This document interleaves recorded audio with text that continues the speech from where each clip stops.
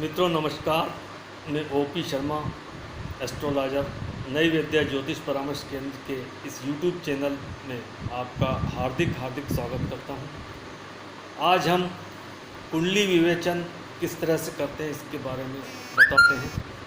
कोई भी कुंडली जब हमारे समक्ष कोई जातक लेकर आता है तो कुछ ही समय में हमें उसके प्रश्नों के उत्तर देने होते हैं, कुंडली का विवेचन करना होता है एवं उसकी शंकाओं का, उसके प्रश्नों का समाधान करना होता है। तो हमें अल्प समय में ही अपने संपूर्ण ज्ञान का किस तरह से उपयोग करना है ये हम देखते हैं। जब भी कोई कुंडली हमारे समक्ष पेश होती है तो सबसे पहले जन्म कुंडली में उस कुंडली के लगन और लग्न के स्वामी की स्थिति देखना चाहिए, उसके बारे में बात करना चाहिए। लग्नेश कहाँ बैठा है, किस स्थिति में है। लग्नेश से उसके व्यक्तित्व का पता चलता है, उसके स्वभाव का पता चलता है। इसके बाद किसी कुंडली में चंद्रमा उस जातक के मन की स्थिति को बताता है।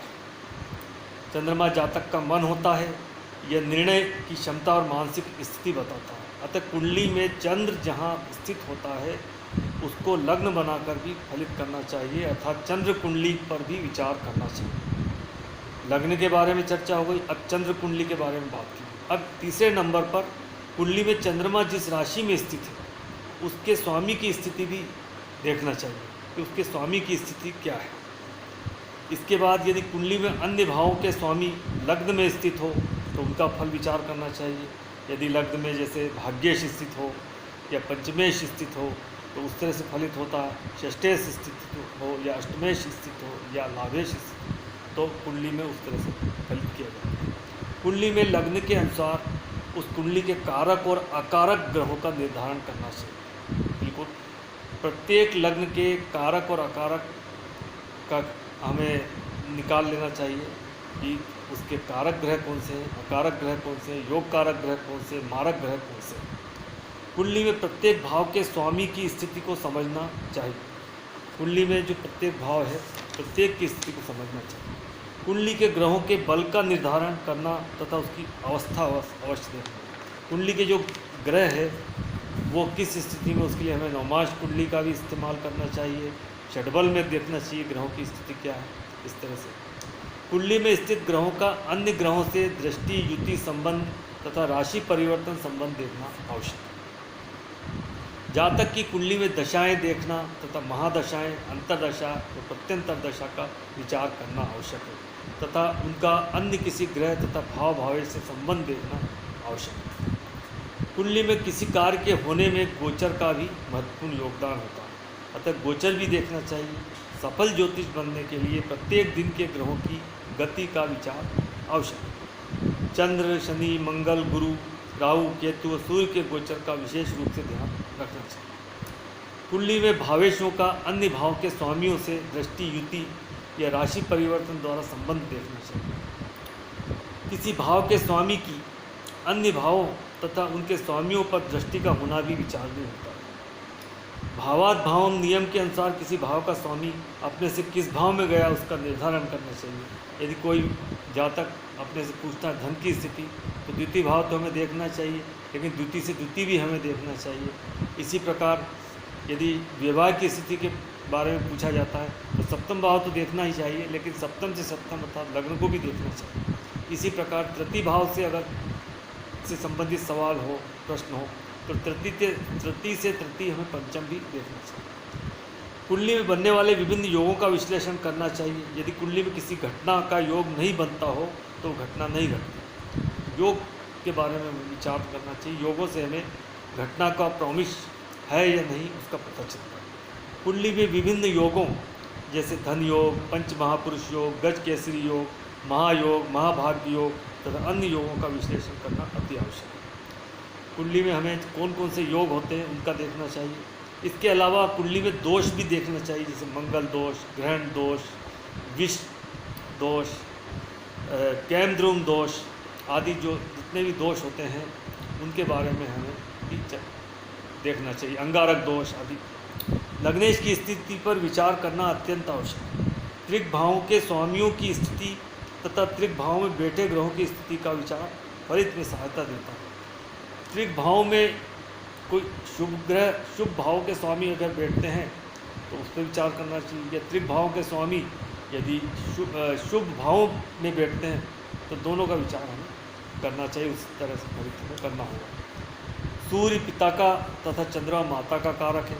फलित ज्योतिष शास्त्र के नियमों के अनुसार सूर्य कभी अस्त नहीं होता और सूर्य व चंद्र को अष्टमेश का दोष नहीं लगता।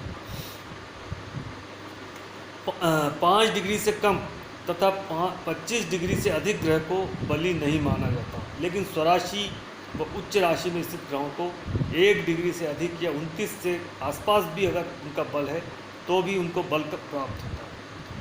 अगर 0 से 5 डिग्री तक हो या 25 से 30 डिग्री तक जो ग्रह होते हैं वो अधिकांशतः फल देने में सक्षम नहीं होते या कम फल देते हैं। लेकिन यही ग्रह यदि स्वराशि में हो, उच्च की राशि में हो, तो वो फल देने में सक्षम होते हैं, उन्हें बल प्राप्त हो जाता है। सूर्य से अस्त ग्रह विशेष फल नहीं देते, इस बात का ध्यान रखना चाहिए। जब भी अस्त ग्रहों की महादशा चलती है तो फल देने में सक्षम नहीं होते। किसी भाव में यदि 2 ग्रह परस्पर 1 डिग्री से कम के अंतर में स्थित हो तो वह ग्रह युद्ध में शामिल हो जाते हैं। इसमें कम डिग्री वाला जो ग्रह होता है वह हमेशा विजय माना जाता है। ग्रह युद्ध में शामिल ग्रह शुभ फल देने में समर्थ नहीं होते।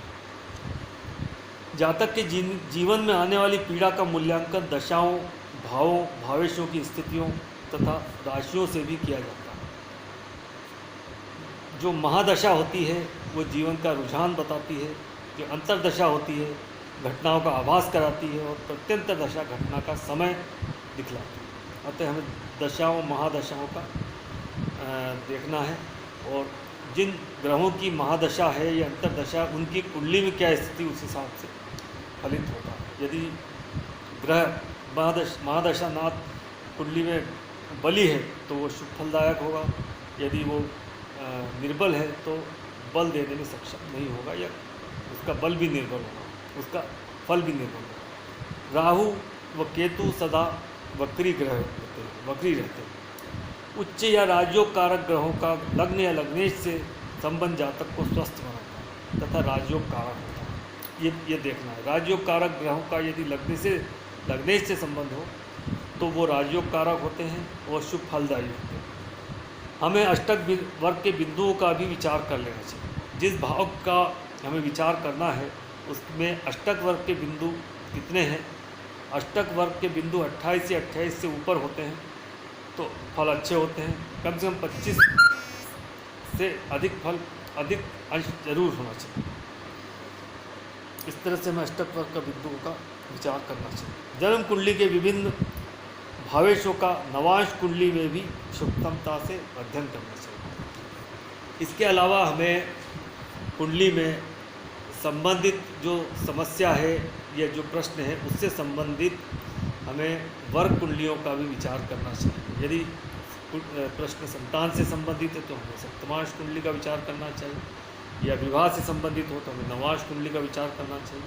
कर्म से संबंधित, व्यवसाय से संबंधित, प्रोफेशन से संबंधित हो तो हमें दशमांश D10 का विचार करना चाहिए। इस तरह से कुंडली विवेचन में कुछ बिंदुओं पर हमने बताया और आगे भी हम इस विषय में कुंडली विवेचन में किन किन बिंदुओं को हमें विचार करना चाहिए और सही एकदम एक्यूरेट फलादेश हम कर सकें, इसलिए इस तरह के इन बिंदुओं पर हमें तत्काल विचार करके और फलित करना चाहिए। नमस्कार।